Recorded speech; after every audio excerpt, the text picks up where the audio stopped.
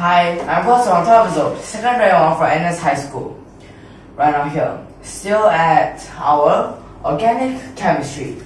Well, chapter 1, the classification of organic compounds.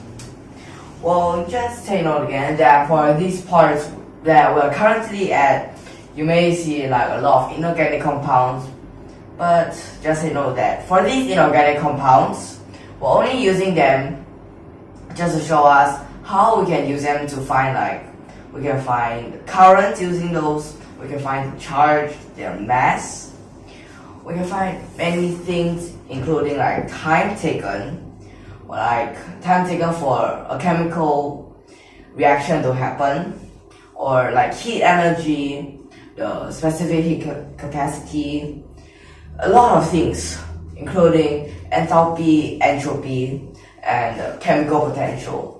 So all these things, we're just using these inorganic compounds to show us how we can use these to find them. Okay, so this example that we'll have here in this lesson is to calculate the mass. Okay, right now here we're finding the mass of copper metal produced from CuCl4, but this is, well, you see that's 2 minus over there, so it means that it's actually an ion. And this solution by passage of a 2.75 ampere current for 3.55 hours. Okay, so this part that we have. Well, if you want to know CuCl4, what is the actual name for it? Well, CuCl4 is tetrachlorocopper. Okay, so this may sound like a very weird name. Tetra shows 4, chloro is for chlorine, copper is for copper. So when you put them together, tetrachlorocopper. Okay, so let's just write down what we have first, or what you know first. Like Cu, you'll start off with 2 plus. Then you need to add 2 E, then to get Cu. So this is what you need first. That's like what you need to know. Then after that, what is given here? For example, current. So current, what's given in this example is 2.75 amperes. Then another thing that's given is the time. But the time that we're given is in hours. So that means we need times.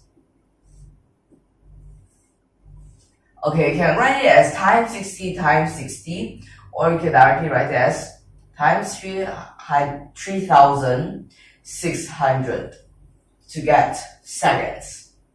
Okay, so these are 2 things that we already know. Well, just take note here, mass. So first of all, let's find how much charge we need. Charge. So the charge in this case, we're using I being equal to Q over T. So this Q as the charge, we need to find current times time.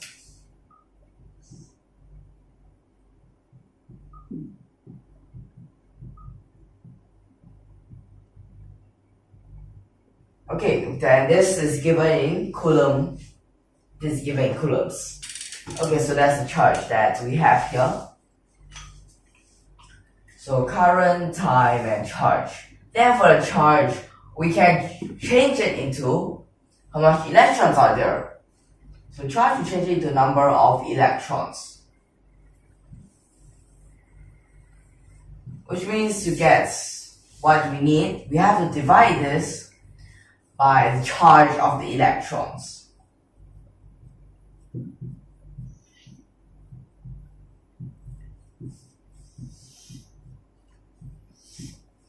So for the charge of the electrons, you have 1.6 times 10 to the power of negative 19. So this is the number of electrons. So you already have number of electrons, the next number of moles of electrons.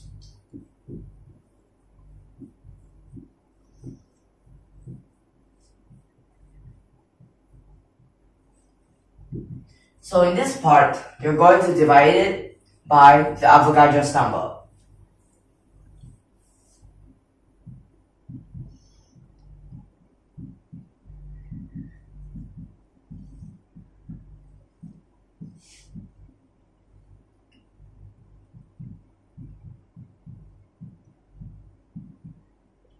So you times it by the Avogadro's number, that is 6 times 10 to the power of 23. So here, this is in terms of moles. So, like this. Alright, so we have already found number of moles of electrons. Then, how about let's change it into number of moles of copper, or number of moles of copper atom.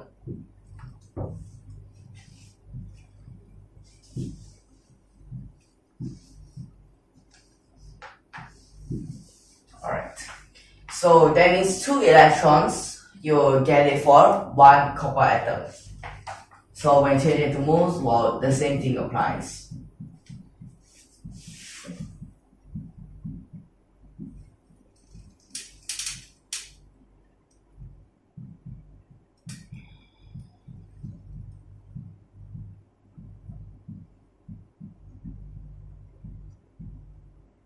Okay, so here you have mole. Then the next step, since you already have number of moles of your copper atoms, then for the copper, if you're checking in the periodic table, just look for, well, they may write it as atomic mass, some they write it as atomic weight, some they just change it to AMU, or like atomic mass unit, atomic mass, well, whatever they write it as. So anyways, mass of this copper metal,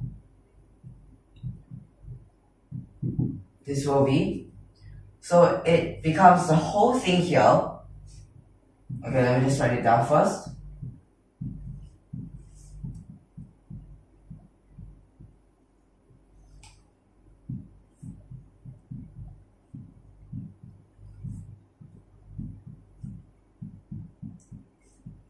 The whole thing here, you have to times 64.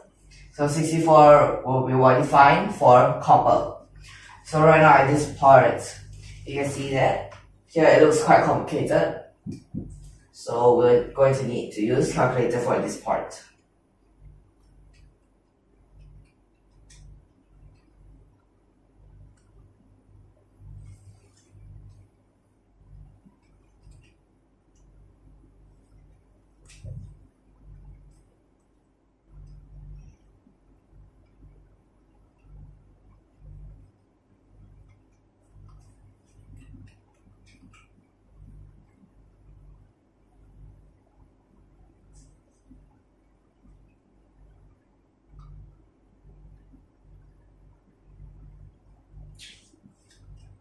So for here, the part that we're going to get will be 11.7, well, here, just write it as 715 or around 11.72 here.